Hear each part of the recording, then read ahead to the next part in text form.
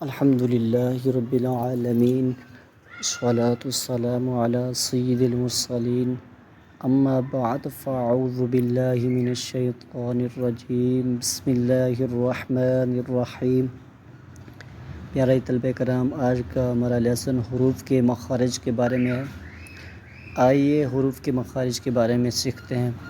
مخرج کا لغوی معنی نکلنے کی جگہ ہے، اور اصطلاحی تجوید میں جس جگہ سے حرف ادا ہوتا ہے اسے مخرج کہتے ہیں۔ مخارج کی تعداد کے بارے میں ائمہ کرام کے مختلف اقوال ہیں۔ حضرت امام خلیل بن احمد فرہنگی علیہ رحمہ اور اکثر ائمہ کرام کے نزدیک مخارج کی تعداد 17 ہے۔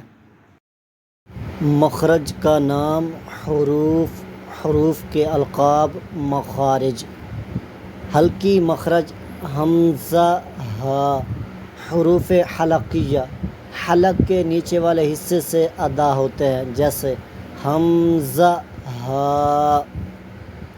اسی طرح حلق کے درمیان والے حصے سے ادا ہوتے ہیں، عین ہا۔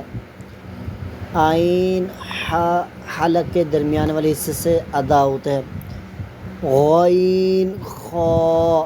یہ حروف بھی حروف حلقیہ ہیں، حلق کے اوپر والے حصے سے ادا ہوتے ہیں، جیسا کہ غین خا۔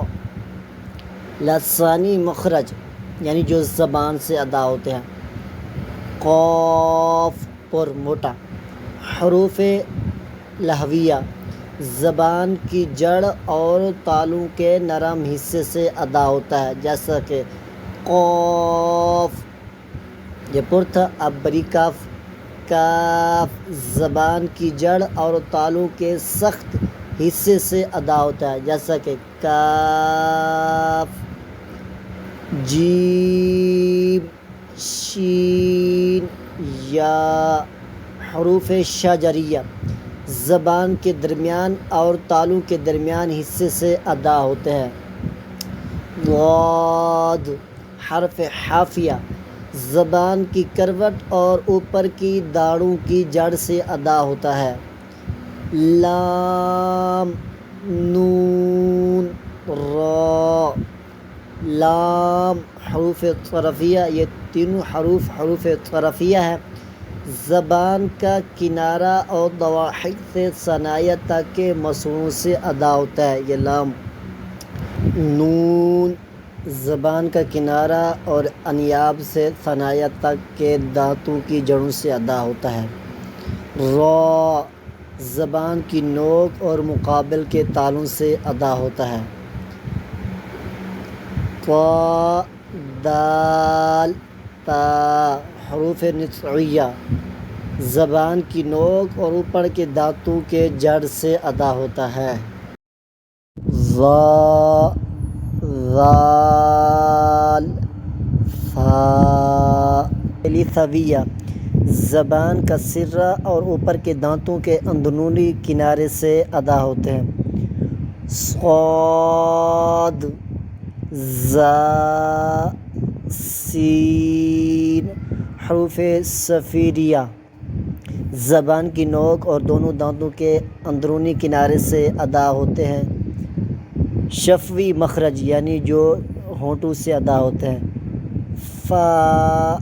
حروف شفویہ اوپر کے دانتوں کے کنارے اور نچلے ہونٹ کے تر حصے سے ادا ہوتا ہے، با، میم، واو۔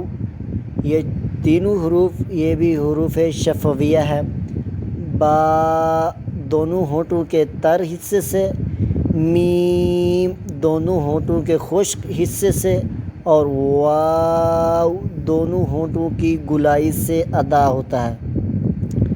جوفی مخرج حروف مدہ حمزہ، واو، یا۔ جوف دان یعنی منہ کا خلا، خیشوم۔ خیشوم ناک کا بھنسا، یہ غنہ کا مخرج ہے۔ پیارے طلبہ کرام، یہ تھا آج کا ہمارا سبق۔ اس کو اچھے انداز سے یاد کر لیں اور اس کی پریکٹس کر لیں تاکہ ان حروف کو صحیح ہم ادا کر سکیں۔